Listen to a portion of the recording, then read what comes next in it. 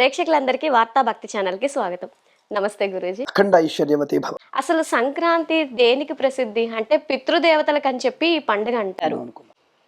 మరి ఏంటి అంటే మనం ఇంతకు ముందు కూడా పితృదేవతలకి కర్మలు గట్టా చేయాలని చెప్పి కొన్ని మాసాల్లో చెప్పుకున్నాం. మరి వాటికి వీటికి తేడా ఏంటంటారు? చాలా మందికి ఏంటంటే కొంతమంది వైదిక ధర్మాన్ని పాటించే కొంతమంది ఉంటారు కదా, వారికి ప్రతి మాసం కూడా ప్రతి పౌర్ణమి కానీ, ఇప్పుడు సపోజ్ నేను తీర్థానికి వెళ్ళాం, ఏదైనా తీర్థం గంగా, యమున, కృష్ణ, గోదావరి, ఎక్కడైనా సరే వెళ్ళినా, ఏ తీర్థానికి వెళ్ళినా, తీర్థం అంటే గుడి కూడా, క్షేత్రం కూడా వస్తుంది.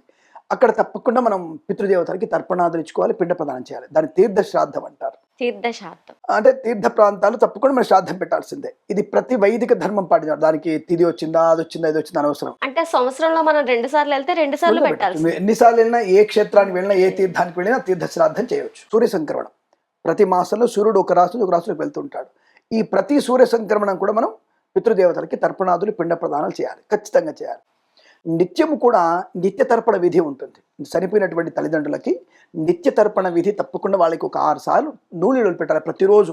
జస్ట్ ఒక 2 minutes టైం అంతే. అది ప్రతిరోజు అంటే అదే విధంగా చేయాలంటే అంటే అది బ్రాహ్మణ అనేవాడు చేస్తాడు. అంటే బ్రాహ్మణులు అనేవాడు తప్పకుండా వాళ్ళు తెలుసిన మంత్రం సుధానము తర్పయామి అని ఒక తర్పణాలు ఉంటాయి, నీళ్ళ తర్పణాలు ఉంటాయి, అవి తప్పకుండా వదిలేసుకోవాలి. ఇది వైదిక ధర్మాన్ని పాటించేటువంటి పండితులు, బ్రాహ్మణులు ఎక్కువ చేస్తుంటారు. అలాగా ఇదందరికి ప్రతిరోజు తెలియదు కదా. పొలానికి వెళ్ళాలి, పాడి పని చేయాలి, పశువుల పని చేయాలి. ఇవన్నీ చేస్తున్నప్పుడు నాకు ఎలా కుదురుతుంది అనేటువంటి భావనతో ఉన్నప్పుడు సంవత్సరం మొత్తం కూడా చేయలేకపోయినా పితృపక్షాలు ఉంటాయి. భాద్రపద మాసంలో పితృపక్షాలు ఉన్నాయి. ఈ పితృపక్షాల సంబంధమైనటువంటి విషయంలో మనం కనుక ఆ 15 రోజులు తర్పణాలు, పిండ ప్రదానం ఏ రోజైనా సరే తిది ఆ రోజు చేసుకొని ఆ పితృపక్షాలు మనం చేసేయాలి. భాద్రపద పాడ్యం నుంచి, బహుళ పాడ్యం నుంచి అమావాస్య వరకు చేయాలి. ఇది అందరూ చేస్తారు. చాలామందికి పెద్దలకి బియ్యం ఇచ్చే రోజులు, పెద్దల రోజులు అని చెప్పి చేస్తూ ఉంటారు. అది మంచిదే. అలాగే విశేషమైనది ప్రతి సంక్రమణం అంటే రవి అనేటువంటి గ్రహకారకుడు, గ్రహ అధిపతి ఏ రాశికి మారుతుందో దాని పేరు సంక్రమణం, రాశి సంక్రమణం. ఈ సంక్రమణ సమయంలో తప్పకుండా చేయాల్సింది పితృకర్మలు చేయాలి. అలాగే సంక్రాంతి పండుగ రోజున తప్పకుండా, కొంతమంది భోగి పండుగ రోజునే కొత్త కుండలో పాలు పొంగిస్తుంటారు, కానీ భోగి మంటల రోజున లేదు, అది సంక్రాంతి పండుగ రోజున ఉంది. అది అసలు భోగి మంటలు భోగి రోజు. అయితే కొంతమంది భోగి రోజునే కుండ పెట్టేసి కొత్త పాలు పోసి పొంగించేసి చేస్తుంటారు, అది సంక్రాంతిలో చేయాల్సినటువంటి పని. కొంతమంది సంక్రాంతి పండుగ రోజున మనకి ఈ పంట పొలాలని, కొత్త ధాన్యాన్ని తీసుకొచ్చి వంట వండుతుంటారు కొంతమంది, అది చేసుకుంటారు కొన్ని వైపులో. దాని పేరు పొంగల్. దాని సంక్రాంతి పేరే పొంగల్. అంటే మన జీవితంలో ఒక మంచి అద్భుతమైనటువంటి ప్రయోజనం కలిగేటువంటి అంటే మంచి కిరణాలు మన ఇంట్లో ప్రసాదించాలని, సూర్యభగవాను అనుగ్రహం పొందాలని, ఆరోగ్యవంతులు ఉండాలని చెప్పేసి ఒక భావనతో సూర్యభగవానునికి వండే అన్నమే మనం వాకిట్లో వండాలి.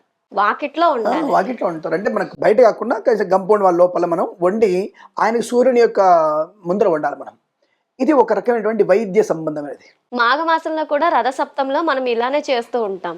అంటే ఎండ ఎక్కడైతే తగులుతుందో అక్కడ మనం పెట్టుకొని ప్రసాదం చేసి అది తింటూ ఉంటాం. అలానే ఇప్పుడు కూడా మనం చేయొచ్చు. యాక్చువల్గా మకర సంక్రమణ కాలంలో వచ్చేటువంటి సూర్యుని యొక్క కిరణాల వల్ల ఆయనకి పాలు పొంగుతాయి కదా. మనకి సంక్రాంతి పండుగ రోజు మనం బయట పెట్టేసి చెరుకు గడలతో కలపాలి, దాన్ని కొత్త బియ్యం పోసి, ఆవు పాలు పోసి, దాన్ని పాయసం వండేసి ఆ పొంగిన తర్వాత సూర్య భగవానికి చూపించేసి నమస్కారం చేసుకొని ఆ ప్రసాదం అందరు తినాలి. ఈ సూర్యకాంతి పడినటువంటి పదార్థం మనకి ఆరోగ్యాన్ని కలిగిస్తుంది, అద్భుతమైన ఆరోగ్యాన్ని కలిగిస్తుంది. కాబట్టి సైంటిఫిక్గా లేకుండా ఏది మన శాస్త్రం ఉండదు, ఆచారం ఉండదు. మన ఆచార వ్యవహారాలు కూడా శాస్త్రీయమైనవి, ఆరోగ్యప్రదమైన మాత్రమే. ఇటువంటి సూర్యకాంతితో ఉన్నటువంటి ఆ కిరణాలు పడడం వల్ల ఆ యొక్క అన్నం అనేది ఔషధీకృతం, అంటే మెడిసిన్గా అయిపోతుంది. అది ఆ మెడిసిన్ అటువంటి మెడికేటెడ్ మనం ఆహారాన్ని తినడం వల్ల, ఇంటిల్లిపా తినడం వల్ల అనుకూలమైనటువంటి ఆరోగ్య ప్రయోజనాలు పొందుకుంటాం. దాంట్లో తెల్ల నువ్వులు వేస్తారు, ఆవు పాలు, బెల్లము ఇలాంటివి వేసి తయారు చేస్తారు. మంచి పాయసం, బ్రహ్మాండంగా టేస్ట్. కొన్ని ప్రాంతాల్లో ఈ రోజు ఖచ్చితంగా రకరకాల కూరగాయలు కలిపి కలగూర అని చెప్పి చేసుకొని తింటూ ఉంటారు. కలగూర గంప అని చెప్పేసి చేస్తూ ఉంటారు. అందుకు చేస్తారు. అంటే దాని ఒక రకంగా కబంధం అంటారు. అంటే అన్ని రకాల పదార్థాలు వేసి చేయడం అనేది ఒక రకమైన కిచిడి అంటుంటారు. అలా కొన్ని ప్రాంతాల్లో ఉందేమో, కానీ అందరూ కూడా చేసేది మాత్రం సంక్రాంతి పండుగ రోజున. అంటే కొంతమంది భోగి రోజు చేస్తారు, కొంతమంది భోగభాగ్యాలు పొందడానికి పాలు పొంగిస్తారు, కొంతమంది సంక్రాంతి పండుగ రోజు చేసే అవకాశం, గొబ్బెమ్మలు పెట్టే అవకాశం.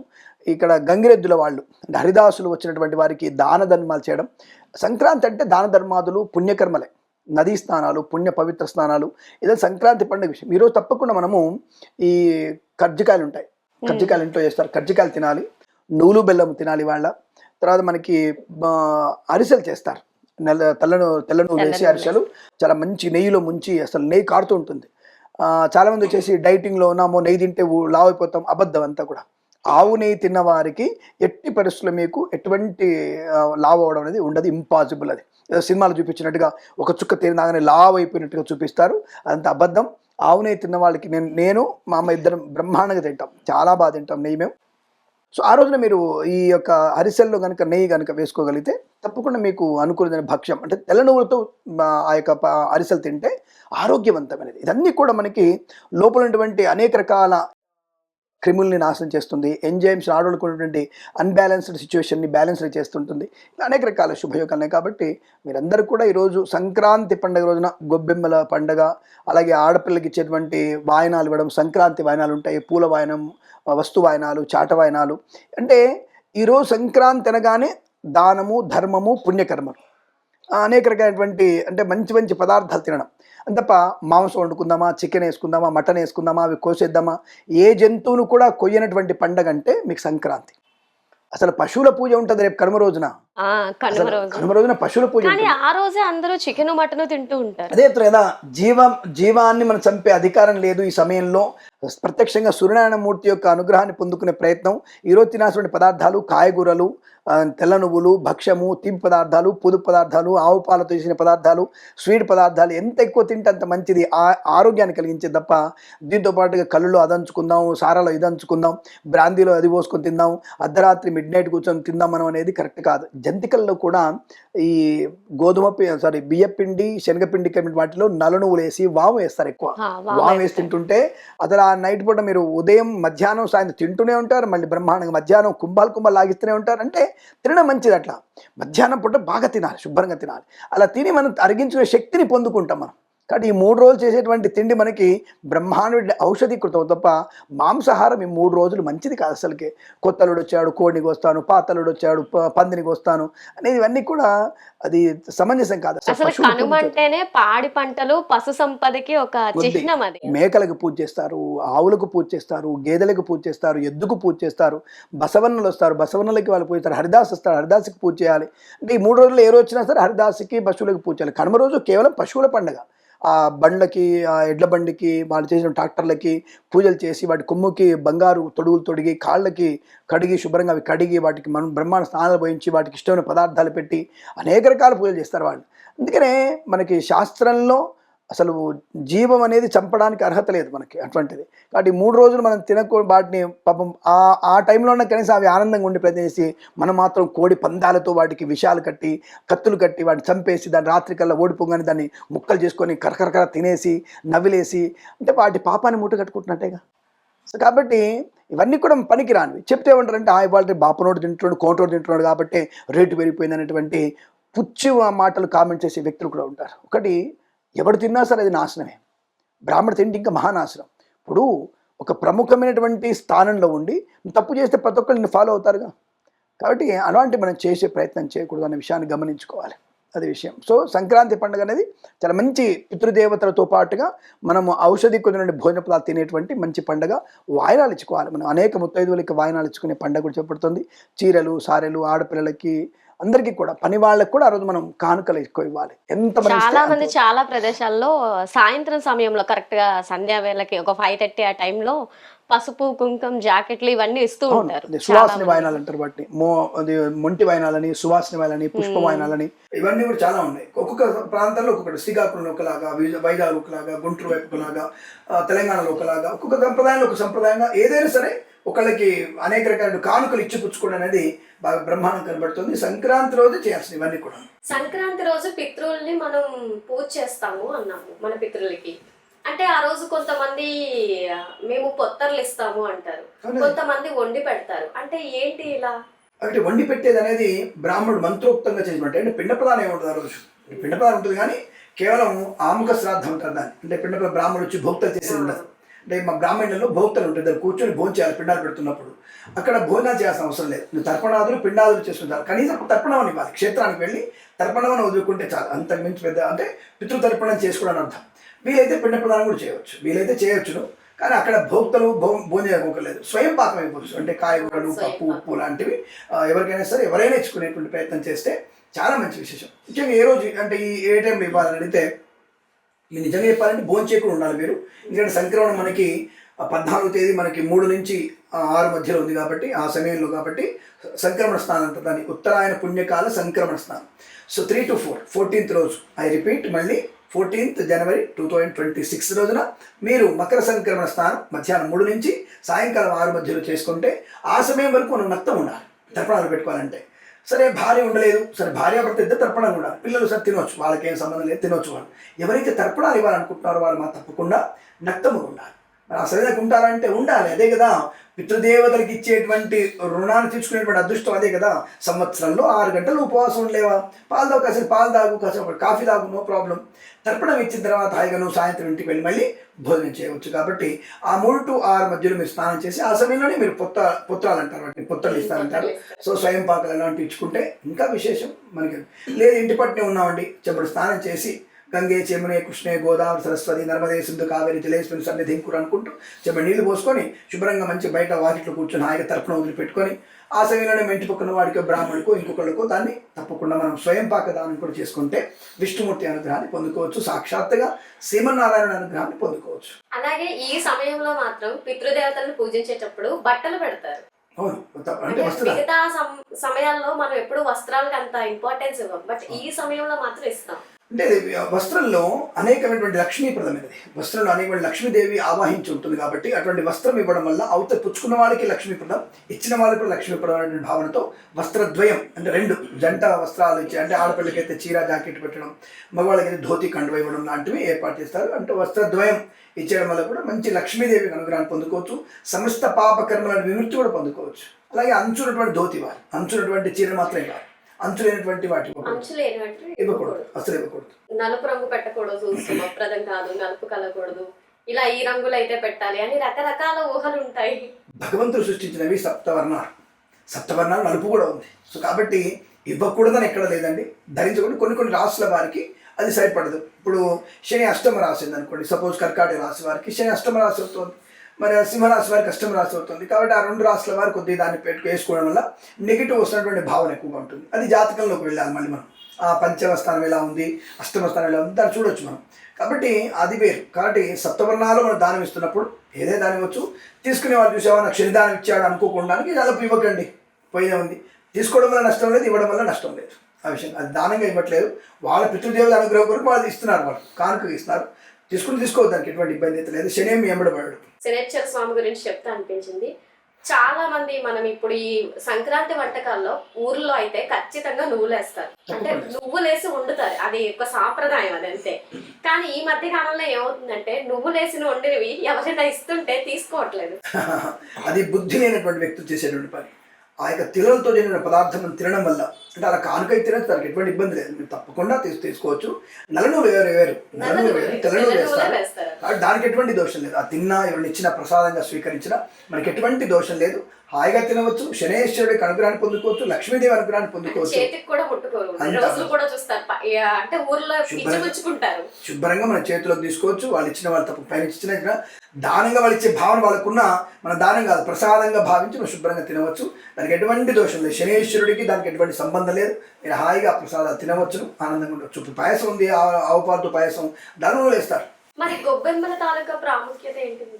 ఇక్కడ యాంటీ బ్యాక్టీరియా, గొబ్బెమ్మ అంటే యాంటీ బ్యాక్టీరియా, అంటే ఒక రకంగా గౌరమ్మ, ఇంటికి గౌరీదేవి అని అర్థం, గౌరమ్మ అని అర్థం. కాబట్టి ఇంటి మొత్తాన్ని గౌరమ్మ కాపాడేటువంటి అవకాశాన్ని, అలాగే తప్పకుండా యాంటీ బ్యాక్టీరియా, ఇంట్లో మన ఆవు పేడ చల్లి గొబ్బెమ్మ పెట్టడం వల్ల సంతాన వృద్ధి పొందడానికి ఒక సూచిక. పెద్ద గౌరమ్మ, పెద్ద గొబ్బెమ్మ, చిన్న పిల్ల గొబ్బెమ్మ, అంటే మా కుటుంబం మొత్తం కూడా రక్షింపబడాలి, హరిదాసుల వల్ల కానీ, వచ్చినటువంటి పశుపక్షాదుల వల్ల కానీ, రోగం లేని శరీరము చేత కానీ మేము అనుకూలంగా ఉన్నటువంటి భావనతో ఆ గౌరమ్మ రూపంలో గొబ్బెమ్మని పెట్టే పూజించేది. అంటే విశేషంగా గోవుకున్నటువంటి పేడకి ఎంత విషయం చూడండి, అనాది నుంచి కూడా full anti bacteria, so total anti bacteria ఉంటుంది.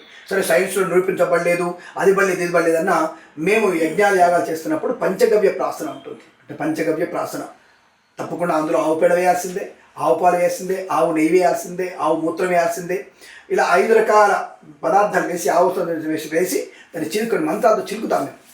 బాగా అసలు ఆ మంత్రం ఒక 40 నిమిషాలు ఉంటుంది ఆ మంత్రం. దాని ఆ చదువులో చిలుకుతున్నది మేము అది కూడా దర్భకర్ర పెట్టి దర్భ కట్ట చేసి ఆ కట్టతో చిలుకుతారు.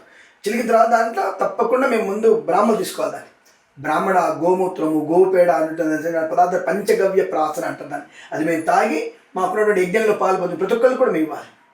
అది ప్రతిసారి చేస్తూనే ఉంటాం మేము. పుణ్యావాచన అవుతుంది. పుణ్యావాచన కంపల్సరీ గోమూత్రం వేయాల్సిందే. మేము అలా రోజుకు దాపుగా అంటే వారంలో 3 సార్లు మేము గోమూత్రం తాగుతూనే ఉంటాం మేము కంపల్సరీ. ఎందుకంటే ముందు మేము తాగిన తర్వాతనే ఆపయిత్వా భేషది ఆపోవై భేషజం అనే మంత్రాలతో మేము తాగాలి. మాకు ఏదైతే యజమానుడే యజమానికి ఇవ్వాలి.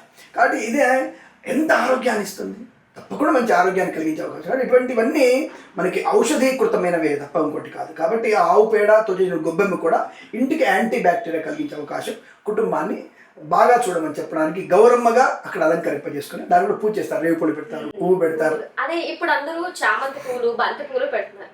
కానీ మేము మా చిన్నప్పుడు చూసింది ఏంటంటే గొబ్బి మొక్క పూలనే అంటారు, దాన్ని గొబ్బి పూలనే అంటారు వాళ్ళు. మరి మాకు కూడా పేరైతే తెలీదు. మొక్క కూడా చిన్న చిన్న చాలా సన్నగా ఉంటది, జంట కూడా సన్నగా ఉండి చిన్న చిన్న పువ్వులు గోపూలు అంటారు. సో ఇక్కడ కూడా దొరుకుతాయి మీకు. ఇక్కడ కూడా అంటే ఇప్పుడు ఈ మధ్య ఎవరు పెంచుతున్నారు, అడవిలోకి వెళ్తున్నారు.